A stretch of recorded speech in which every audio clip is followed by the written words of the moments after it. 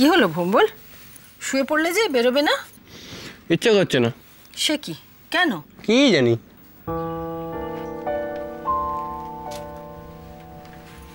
তোমার ব্যাপারটা কি বলো তো? আজকাল মাঝে মাঝেই দেখছি তোমার কিচ্ছু ইচ্ছে করছে না। ঠিকই বলেছেন, আমিও দেখেছি। কি যে হয়েছে বুঝতে পারছি না। এ আবার কি রকমের কথা? তোমার কি হয়েছে তুমি নিজে বুঝতে পারছো না? সত্যি বলছি, আমি বুঝতে পারছি না। শুনেছি বড় লোকদের না একটা কমন অসুখ আছে, নাম ডিপ্রেশন। সেটা হলে বোধ নাকি ওই অকারণে মন খারাপ হয়। ভম্বল, আবার তুমি কিছু না জেনে কথা বলছো। ডিপ্রেশন শুধু বড় লোকেদের হয় সেটা তোমায় কে বললো? আরেকটা কথা হচ্ছে যে মন খারাপ কারোর অকারণে হয় না, ও তার পেছনে অনেক জটিল মনস্তাত্ত্বিক কারণ থাকে। আপনি নিশ্চয়ই ঠিকই বলেছেন, কিন্তু আমার আগে কখনো এরকম হয়নি, এটাও কিন্তু ঠিক। আগে যখন মাথায় গান করতাম, রকে আড্ডা দিতাম, দিনরাত মার কাছে গালাগাল খেতাম, দিনের পর দিন কোনো কাজ ছিল না হাতে, পকেট ফাঁকা, তবু কিন্তু বিছানায় পড়তাম আর ঘুমোতাম বাড়ি এসে। কোনো ভাবনা চিন্তা ছিল না, কিছু না।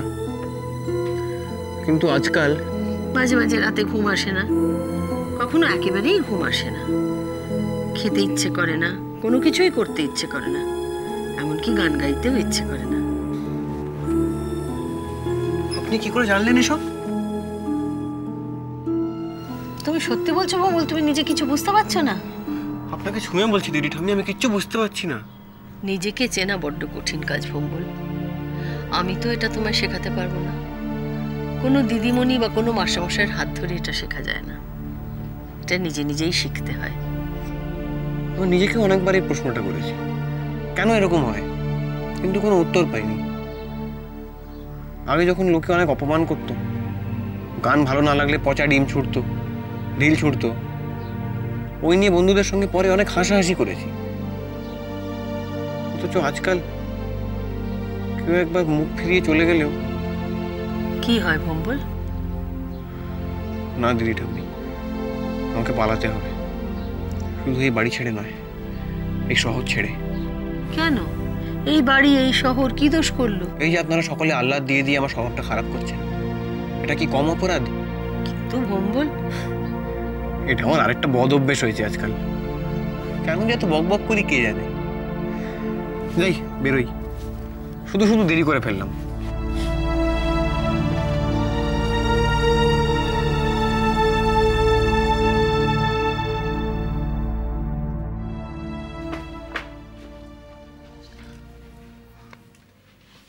কিরে, তুই ঠাম্মির বাড়ি যাবি বলছিলি না? হ্যাঁ চল না মিষ্টুদি, তুই আমার সাথে। কেন রে? আমি কেন যাব বাবা তোর সঙ্গে? এতদিন তো একাই যেতিস। কেমন করিস, চল না আমার সাথে। এত প্রশ্ন করিস না, ভাল লাগে না। কি করছিস তুই কাল সকালে? কাল সকালে আমার হবে না রে, কাজ আছে। তাহলে বিকেলবেলা? উরে বাবা, বিকেলে তো আরোই হবে না, আমার শপিং করতে যেতে হবে। বাবা কেমন করিস না তুই মিষ্টুদি, একটা দিন না শপিং করলি না। চল না রে। আশ্চর্য তো, তার মানে আমায় ছাড়া যাবি না, তাই তো?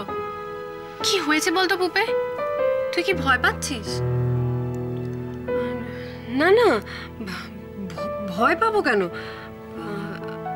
হ্যাঁ আসলে কি বলতো, ওখানে ঝিনুক টিনুকরা থাকে তো, আর তুই তো জানিস আমি।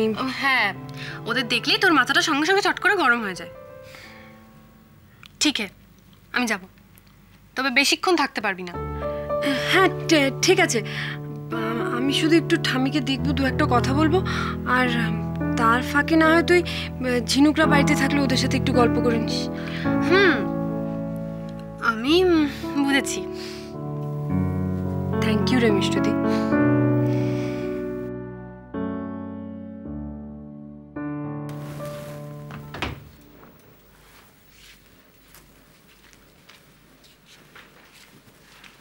বড় মা ডেকেছিলে?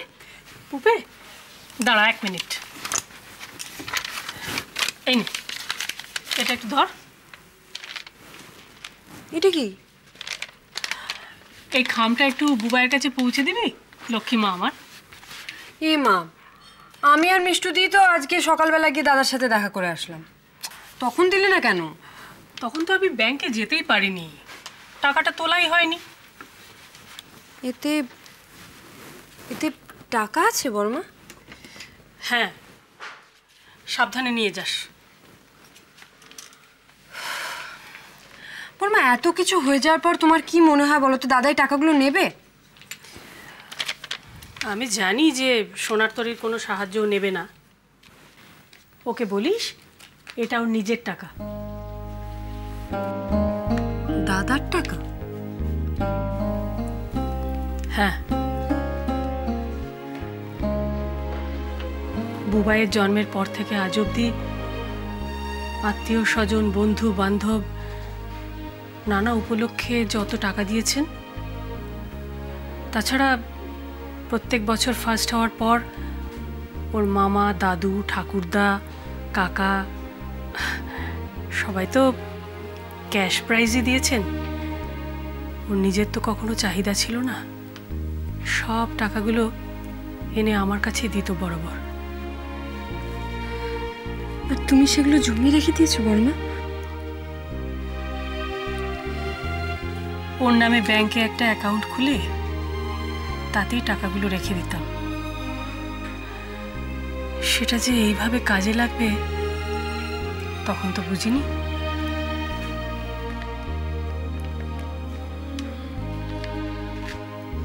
দাদার যে অনেক টাকার দরকার বর্মা, এতে কি আর? জানি জানি রে, এতে ওর প্রয়োজন মিটবে না। খুব বেশি টাকা তো আর নয়, আবার নেহাত কম টাকাও নয় জানিস।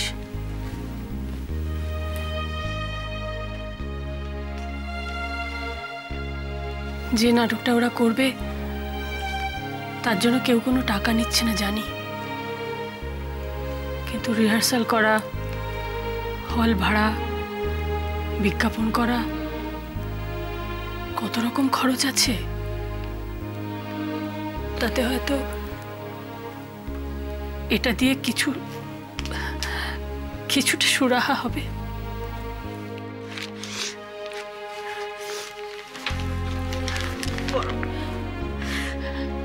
তুমি অসাধারণ বর্মা।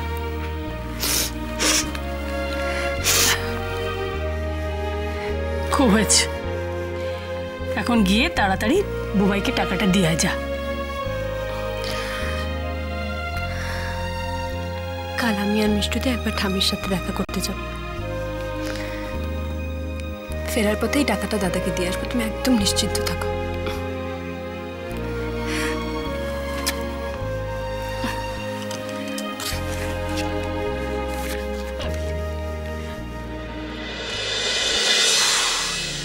কি কুক্ষণে যে চ্যারিটি শোর আইডিয়াটা মাথায় এসেছিল। ক্ষণে বলছিস কেন, বল শুভক্ষণে। এই রাজা নাটকটা করে চারদিকে তোদের নাম কেমন ছড়িয়ে যায় দেখিস, মিলিয়ে নিস আমার কথা। থামি, তুমি এখনো আকাশ কুসুম স্বপ্ন দেখছো? স্বপ্ন তো দেখতেই হবে ঝিনুক, তা না হলে কি করে। ঠাম্মি, শোটা হচ্ছে না। আমি যাচ্ছি বুবাইকে বলতে, যেটুকু অ্যারেঞ্জমেন্ট হয়েছে এবার ক্যান্সেল করে দিচ্ছি। অত তাড়াহুড়ো কিসের, বস। কে রে, একটা ফুলুরি ভেজে আনি?